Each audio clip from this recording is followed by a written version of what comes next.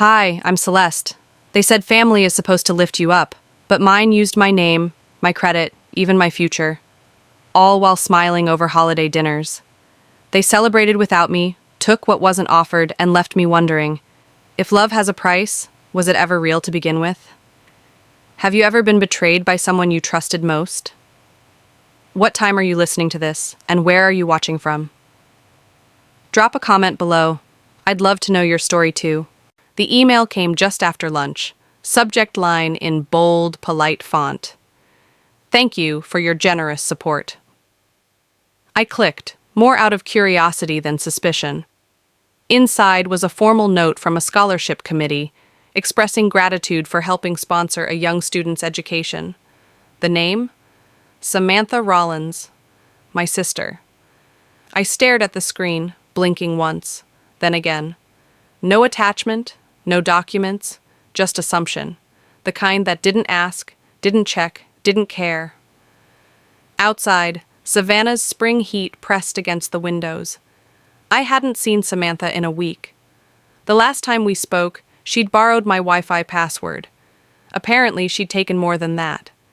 I didn't panic. I didn't scream. I reread the message 3 times, then I printed it, folded it precisely, slid it into the back of my desk drawer behind the old tax folders. I wasn't ready to confront her. But I wasn't letting it slide either. 16 years ago, I spent weekends polishing counters at a pawn shop, learning how gold breathes under fluorescent light. Samantha had ballet lessons and sparkling lemonade. I wore discount heels and silence. She wore applause. I never gave her my name, but she took it anyway. Later that day, I stopped by Diane's shop, just to drop off vendor receipts, nothing more. Inside, I heard laughter from the back room. One of the girls arranging dahlias leaned over and said, "Don't forget to save the peach ones for the party tonight." "What party?" I asked casually, pretending I hadn't just felt something twist in my gut. "Oh, the scholarship bash, for Sammy. Diane said she wanted to celebrate it big this time." I smiled, tight and practiced. "Of course." No one asked if I was coming. No one mentioned I was the reason the check existed. I stepped out before I heard more. That night I drove by the house. I didn't stop. From the corner, I saw the string lights draped across the porch, heard music hum between brick walls. Someone was grilling. Someone laughed too loud. I parked 2 blocks away, opened my phone, scrolled. There she was, Samantha holding a giant ceremonial check, Diane hugging her tightly. The caption read, "So proud of our girl, she's going places." Not a single word about me. No, thank you. No footnote. No tag. I closed the app. Sat in the dark for 5 full minutes, listening to the quiet crack of the car's cooling engine. Back home, I opened the drawer, took out a notebook I hadn't touched in months. On the first page, I wrote in black ink, "Debt I never agreed to." Then her name, Samantha Rollins, underlined twice. Below it, "Let's see what happens when you take from me again." The flowers in Diane's shop smelled too sweet, like they were trying too hard to cover something dead. I was only there to drop off paperwork, a community donation report for a scholarship drive I helped quietly sponsor. I didn't expect her to smile, let alone say it so loud. "Samantha's really the only one who ever made us proud," she told the customer, arranging lilies without glancing my way. The words didn't cut, not right away. They slid beneath my skin like cold water, settled in my chest, and stayed there. I didn't correct her. I didn't look surprised. I just nodded and handed over the envelope. Back in my car, I sat with the engine running. The AC hummed. Somewhere across the street, a wind chime played something disjointed. I kept hearing her voice. The only one. 16 years ago, I stood on a stage in a too-big blazer at my college's scholarship banquet. My name was announced. Cameras flashed. The faculty applauded. No one clapped from the audience where my family was supposed to sit. They were out of town. Diane said Samantha had a fever. Walter didn't explain.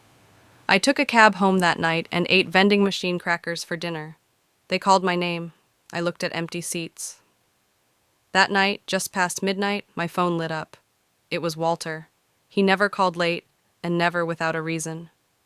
"You remember when you used to help with Samantha's homework?" he began. His voice was gentle, soaked in nostalgia. "Back when your mother worked evenings and I was still coaching junior varsity basketball. You stepped up, you always did." I didn't respond. I waited. "I was just thinking," he continued. "Maybe it's time you helped again. Sammy's been struggling. It's not easy with tuition and housing, and her job fell through. A few thousand would make a difference. Just something small. Family helps family, right?" The silence stretched. I let him finish. "I'll think about it," I said, and hung up.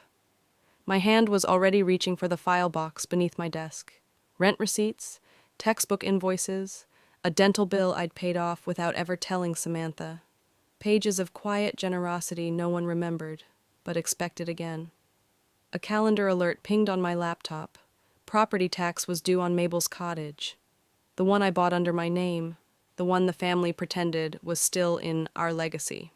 I opened my banking app. The cursor blinked, waiting. Then I closed it.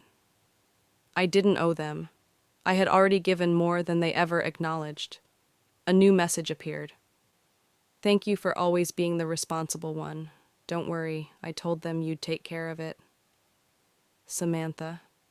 My thumb hovered over the delete icon. Instead, I set the phone down, walked to the drawer, and opened the notebook. I wrote one sentence beneath her name. "It's not debt, it's theft." The text alert came just after midnight, glowing like an accusation in the dark. "Fraud activity detected." I sat up, heart thudding, not with panic, but a terrible knowing. I called the credit company, let them walk me through it. A new card added under my account, weeks ago, authorized by someone using my ID. Name listed, Samantha Rollins. I didn't throw my phone. I didn't cry. I listened. I wrote it all down. Then I hung up, pressed the side of my face against the wall, and stood there breathing through clenched teeth. This wasn't a mistake. It was a decision. A signature without permission. Mine. I didn't call her. What would I say that hadn't already been erased in her mind? The truth was, she'd been using my name long before this. For reputation, for access, for ease. I just hadn't expected her to turn my credit into collateral. 4 years ago, she'd been rushed to the ER with what turned out to be gastritis. Diane was out of town for a vendor expo. Walter had a thing with the boys. I left a meeting, paid the deductible in cash, bought her soup the next day, didn't ask for it back, didn't even tell them. That's what sisters do, I told myself. But this was theft in high heels. I opened Instagram around 2. I shouldn't have. I should have slept. There she was. Samantha, in a sequined dress, standing under boutique lighting with a vintage-looking necklace draped over her collarbone. The caption read, "Verified by my sister, the real expert scam family perks." My jaw locked. The piece was fake. Not just fake, bad fake. Brass base, glass stones, a modern hinge pretending to be Victorian. Any trained eye would spot it, and mine was trained. A comment popped up under the post. "Is that a genuine 1890s clasp?" Samantha replied instantly, "Absolutely. Celeste said it's worth 5 figures." My throat went dry. She didn't just use my name, she weaponized it. I opened my email, drafted a message.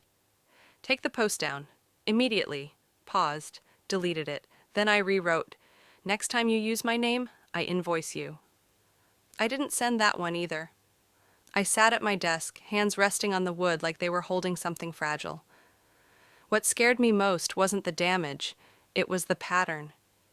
If the jewelry community caught wind of this, my credibility would crumble, not with a bang, but with whispers. No one questions the sister. They just look at you sideways and stop returning your calls. The next morning, a client message landed in my inbox. "Hey, is this true? Did you appraise Sam's piece?" Short, casual, dangerous. I didn't reply. Instead, I picked up the phone and called my assistant. "Start pulling every public-facing mention of my name from social, today." There was a pause. "Do you want me to say why?" I exhaled through my nose, eyes fixed on the ceiling. No, I said, just do it. I hung up, opened the Vault Access dashboard, scrolled to external inquiries, toggled the switch. Archive, locked. The subject line hit like a match against glass. Urgent. Samantha Rollins jewelry claim. I barely swallowed the rest of my coffee before clicking open the email. It was from Angela Harker, a longtime client and gallery curator in Charleston. I wanted to clarify, did you evaluate the necklace your sister posted about? She wrote. It's causing some buzz, and a few of our collectors are asking questions. The blood drained from my face. Samantha. I didn't answer right away. My fingers hovered over the keyboard, then dropped to my lap.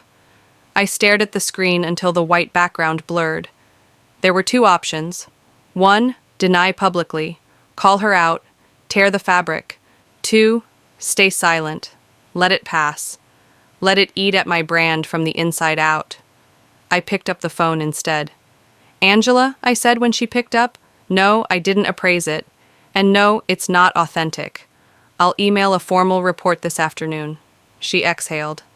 I figured. She said you were relaunching vintage through family. Sounded off. Because it was. By mid-afternoon, another message came in, this time from Julia, my junior partner. Samantha showed up at the boutique event, she typed. Used your name. Claimed she was heading Aegis's new lifestyle division. Some buyers believed her. My hands trembled, but I typed back fast. Pull every mention. Send me video if available. And confirm she didn't touch inventory. She hadn't.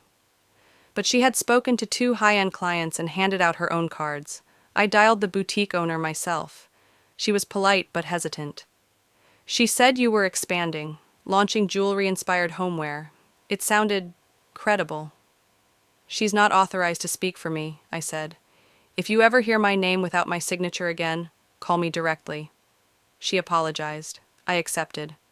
Then I ended the call and stared at the wall. That wasn't clumsy. That was calculated. I dialed Samantha. No answer. I didn't try twice. Instead, I opened the company's backend and rewrote the brand terms. Aegis and Laurel does not permit representation by unaffiliated parties. All public usage of name and logo must receive prior legal approval. I sent the memo to legal. Subject line, protecting my name. I closed the laptop and stood to stretch, only for my phone to buzz again. Samantha Rollins tagged you in a video, I clicked. It opened to a dimly lit wine bar. Samantha, hair curled just enough, makeup sharp, lifted her glass and smiled into the camera. Family should build each other up, not tear each other down, she said, then winked. Right, sis? The comments were already flooding in. I didn't say anything. I didn't need to. I closed the app and whispered to myself, game on. The letter came in a plain envelope, no return address, stamped with county insignia. I opened it while standing over the kitchen sink, waiting for the kettle to boil. I didn't expect the air to vanish from my lungs with just a few lines. Mortgage application. Against Mabel's house. Filed under Walter Holloway. I dropped the envelope on the counter, my fingers curled against the edge of the sink. I could still hear my father's voice from 3 weeks ago. Calm, distant, the kind he used when telling half-truths. It's family property. We all benefit. He never bought that house. I did. In full. By the time I pulled into his driveway, he was trimming the hedge like nothing had happened. He wiped sweat from his forehead, looked up with the same blank gaze I remembered from childhood. You forged my name, I said, stepping out of the car. No greeting, no soft start. He blinked. I thought it was under family trust. It's under mine, and you forged a boundary you can't crawl back from. He opened his mouth, closed it. The hedge clippers hung limp in his hand. I left before he could pretend this was just a misunderstanding. 3 days passed. I didn't speak to anyone. I focused on work, pushed harder than usual, but then Diane called, breathless, urgent. Samantha collapsed during yoga. She's in urgent care, heart palpitations. I was at the clinic within 20 minutes. My badge still hung around my neck. I didn't change. Samantha lay in the room, IV in her arm, scrolling on her phone like she was bored. Hey, she said with a smile too relaxed. Glad you came. I glanced at the chart at the foot of her bed. Dehydration, caffeine, no real threat. Diane stood near the door, wringing her hands. She fainted. I panicked. "I bet," I said. My voice was thin. Outside the building, Diane stopped me. "Can you stay for dinner? It's just us tonight. It'd mean a lot." I looked her in the eyes. "I used to stay because I wanted to. Now you expect it like it's owed." She didn't answer, just swallowed and nodded. Back home, I sat at my desk, wrote a short email to my attorney. Revise asset protection protocols, add clause for elder abuse risk. Then I called Mabel. "Don't open the door unless it's me. I'm changing the locks tomorrow." She didn't ask why. She just said, "Okay, sweetheart." My phone buzzed again. "Thanks for coming. I knew you'd still care." From Samantha. I stared at the message for a long moment. Then I deleted it. I opened my notes app, typed a new entry beneath her name. "I've cared enough for 2 lifetimes. No more." The envelope sat alone on my desk, thick and stamped with urgency. I hadn't expected overnight mail. The return address wasn't a stranger's. It was from the courthouse. I broke the seal and read slowly. A mortgage had been approved on the property deed for Mabel's cottage. My name was listed. My signature was there. Except I had never signed it. The page trembled between my fingers, but I didn't. There was no panic, just a flash freeze behind my ribs. A familiar cold. The kind that makes you still, not silent. I picked up the phone. "Lisa, get me Tom on the line. Now." My attorney answered within minutes. "I need you to freeze the deed. File an injunction immediately, and I want my name removed from any legacy trusts linked to Walter or Diane Holloway." Tom didn't ask why. He just said, "Understood." I hung up and opened our internal company system. One memo, sent to legal and operations. Effective today, all family access to financial records, physical archives, and event spaces is suspended indefinitely. No exceptions. That same afternoon, another email hit my inbox. It wasn't from a court. It was forwarded by a longtime client, one I had known for 8 years, whose estate collection I had personally authenticated. The subject line? Concerns raised by Samantha Rollins. The message beneath was a storm. Samantha had reached out to him directly. She'd claimed I misallocated funds during a past auction, inflating estimates and redirecting payment trails. She attached a spreadsheet with doctored numbers, false vendor names, and one fabricated testimony from a former appraiser I'd never heard of. I read every line, twice. Then I sat still for nearly 3 full minutes. This wasn't a cry for help. This was war. I didn't reply. Not to her. Not yet. Instead, I opened my archive folder, uploaded every invoice, every payment receipt, every contract from that auction. I sent them to the client with a subject line that read, "For your reference, my integrity is the only thing I've never borrowed." His reply came 15 minutes later. "Got it. Thanks for the clarity. We've blocked her IP. I closed the tab. No exhale. No vindication. Just movement."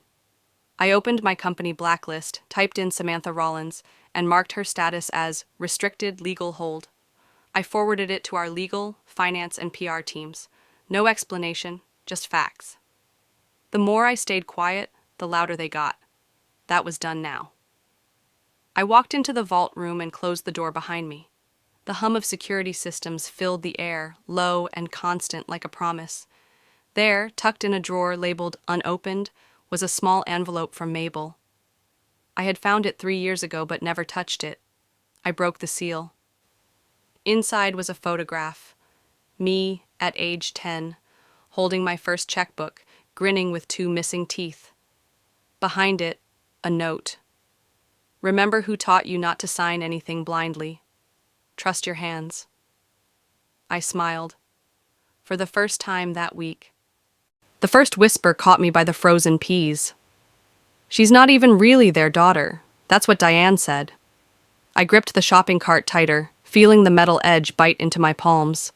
I turned, slow and measured, but the 2 women who had spoken, neighbors from my childhood street, pretended to study the organic section like they hadn't cracked open the earth under my feet. I paid for my groceries without speaking, carried them out without looking up. In the car, I told myself it was gossip, misheard, twisted. But 2 days later, a family friend at the farmer's market leaned across a table and asked, in a voice syrupy with fake concern, "Did you ever find your birth family, sweetheart?" The words lodged in my ribs. I drove to my parents' house that evening. I didn't call ahead. Didn't need to. Diane opened the door, startled. Walter sat in the living room, pretending to read a magazine. The TV buzzed low in the background. I didn't sit down. "Is it true?" I asked, voice flat. Walter folded his magazine with exaggerated care. Diane clutched her teacup like it was a shield. "It's complicated," she said. "We didn't want to hurt you." I laughed once, sharp and humorless. "You didn't want me to stand taller than her." Diane's face twisted into something between guilt and pride. Walter looked past me like I was already gone. I left without another word. The drive to Mabel's cottage felt endless, though the roads were empty. When I arrived, she was waiting on the porch. No questions, no pity. Inside, she went to the old file drawer by her desk, pulled out a folder. Wordlessly, she placed it in my hands. It wasn't my name on the adoption certificate. It was Samantha's. My throat closed. The room tilted slightly, then steadied under the weight of a truth too heavy for words. 16 years ago, I had handed over my favorite blanket to a tiny red-faced baby, wrapped in hospital cotton. Diane had knelt beside me, smoothed my hair back, and whispered, "She's your little sister. She needs you." I believed her. Now all I could see was a hand placing chains instead of comfort. I sat at Mabel's kitchen table, the certificate spread out before me. She didn't rush, she didn't explain. "You can do what you want with this," she said quietly. I stared at the paper, at Samantha's name, at the date of adoption, months after I'd already called her my sister. "I don't need revenge," I said finally, "but I won't protect their illusion anymore." Later that night, back at my own house, I opened my encrypted laptop, navigated to the PR contacts buried under legal folders, clicked, "Send tip anonymously," attached the scanned adoption certificate, wrote a subject line, "Truth, not blood, built this legacy." My finger hovered for a long moment, then clicked send. The smell of turkey and over-sugared pies clogged the air when I stepped into the house. Everyone was too polite, their smiles stretched thin like plastic wrap. I set the catered trays down, arranged the wine bottles, and kept my head down. Let them have their show. Walter clapped me on the back. Diane kissed the air near my cheek. Samantha beamed like she hadn't just set a match to the last bridge between us. Halfway through dinner, Samantha excused herself, a sparkle of mischief glinting in her eye. I sipped my wine, a cheap Pinot someone thought fancy enough for the occasion, and counted down inside my head. 10 minutes later, she returned carrying my laptop. I felt it before I saw it, like the air thinned out and something inside me went still. "This is what she's really been doing while we struggled," Samantha chirped. She swung the screen around, projected for everyone to see. A banking portal logged in, the balance glowing in big, bold numbers.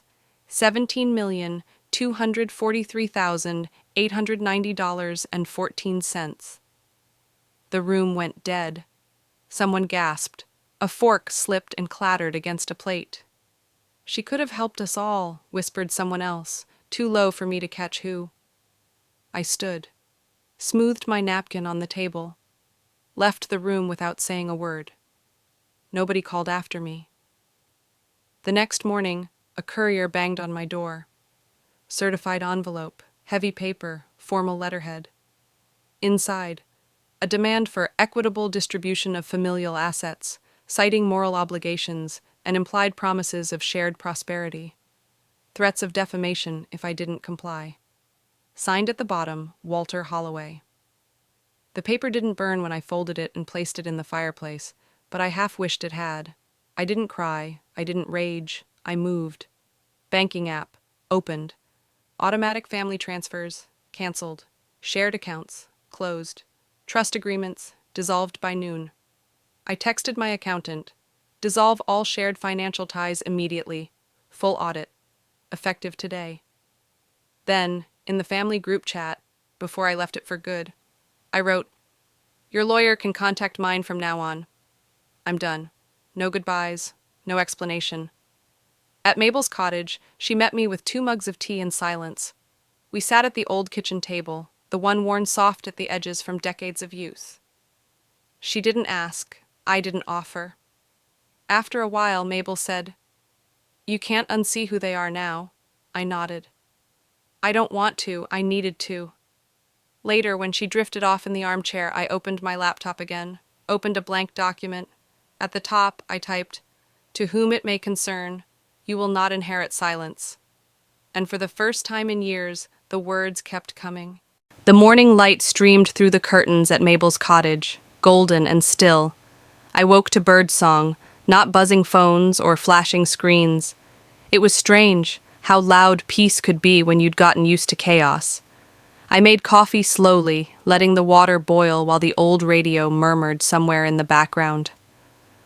On the table sat a list in Mabel's careful handwriting: groceries, garden supplies, call the roofer about the leak.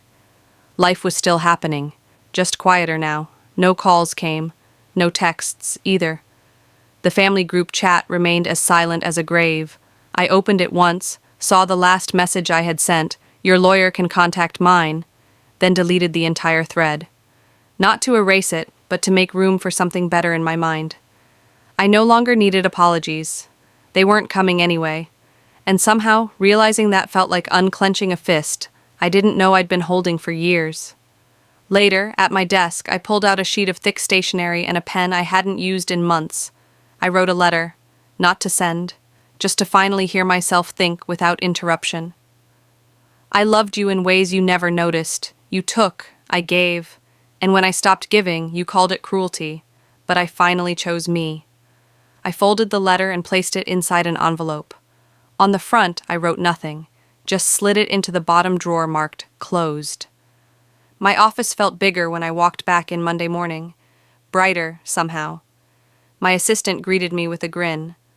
"Zurich confirmed your keynote," she said, handing me the itinerary. I scanned the details, feeling something inside me settle. I wasn't the girl scrambling for a seat at a family table anymore. I had built my own table, my own name engraved right into the wood. Later that afternoon, Mabel handed me a small hand-carved box. Inside, there was a photograph. Me at 7, holding a magnifying glass over a plastic ring, my face split in half by a toothy grin. "You always knew what was real," Mabel said, her voice as soft as worn cotton. This time I smiled back without hesitation. Now I finally believe it. As the day faded into evening, I stood by the window, cradling a second mug of coffee. Outside, a familiar car sat parked at the far edge of the drive. Diane's. No one got out. Eventually, a figure stepped forward, placed a white envelope carefully on the porch steps, and retreated. No knock, no call. I didn't open it. Maybe healing doesn't need an invitation. Maybe it just waits at the door until you're ready. I watched until the car disappeared around the bend, then turned away. Inside, the kettle whistled softly. I picked up the grocery list, underlined garden tools. Maybe I'll answer one day, maybe I won't. But for once, it's my choice. Some storms don't end with a rainbow. Some just clear the air so you can breathe again. I used to think love meant sacrifice, meant folding myself smaller so others could stand taller. But now I know, love without respect isn't love. It's duty. And duty without gratitude is just a life half-lived. You don't owe anyone your silence. You don't owe anyone your dreams. Sometimes, the most radical act of love is choosing yourself, and choosing not to open the door again. What about you? Have you ever had to walk away from the people you once called family? How did it shape you? I'd love to hear your story. Drop a comment below, even if it's just a single word. If this story touched you, leave a heart or comment where you're watching from. And if you'd like more stories like this, about resilience, self-worth, and reclaiming your voice, don't forget to hit subscribe. This is just the beginning.